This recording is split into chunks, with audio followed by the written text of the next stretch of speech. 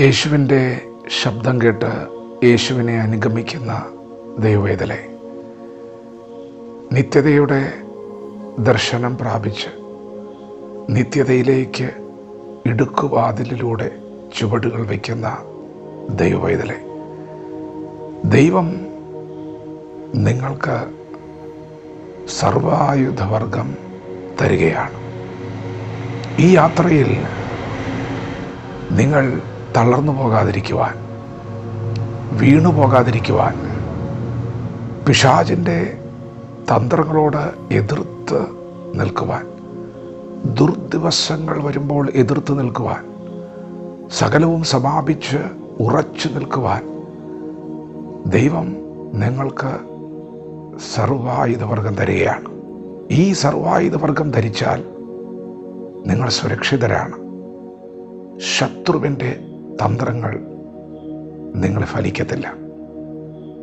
ദൈവമിതാ നിങ്ങളുടെ തലയിൽ ഒരു ശിരസ്ത്രം തരികയാണ്. തിരുവചനം പറയുന്നു, രക്ഷ എന്ന ശിരസ്ത്രം. നമ്മളൊക്കെ വാഹനത്തിൽ സഞ്ചരിക്കുന്നവരാണ്. ബൈക്കിൽ സഞ്ചരിക്കുന്നവർ തലയിൽ ഹെൽമറ്റ് വയ്ക്കാറുണ്ട്. ഹെൽമറ്റ് എന്ന് പറഞ്ഞാൽ ശിരസ്ത്രമെന്നാണ്.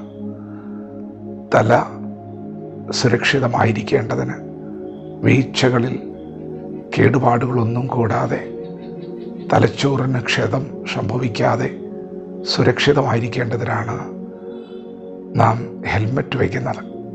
ഇവിടെ ഇതാ ഈ സർവായുധവർഗത്തിൽ ദൈവം നമുക്കൊരു ശിരസ്ത്രം തരികയാണ്. അത് രക്ഷയാണ്.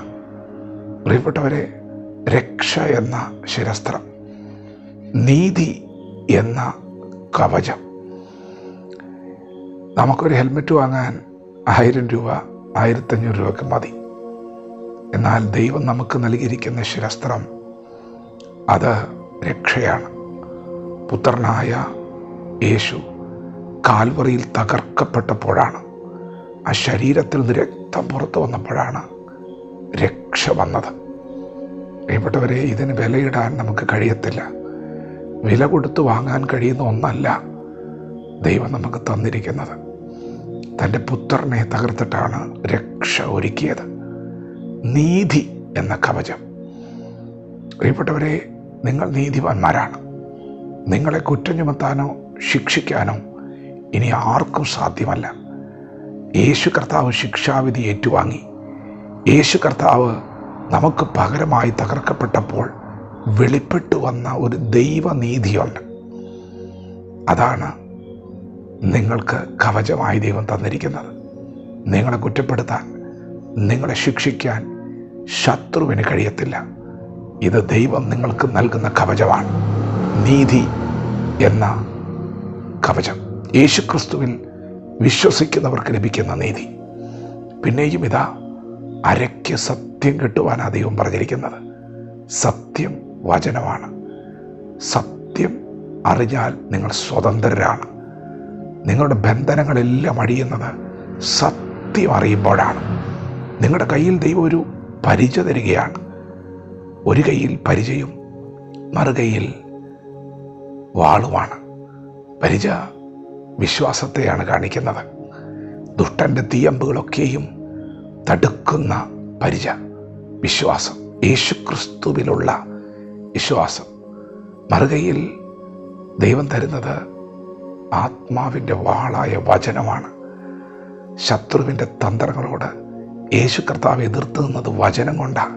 എഴുതപ്പെട്ടിരിക്കുന്ന വചനങ്ങൾ തരികയാണ്. പ്രിയപ്പെട്ടവരിത് മാത്രമല്ല, സമാധാന സുവിശേഷത്തിനായിട്ടുള്ള ഒരുക്കം.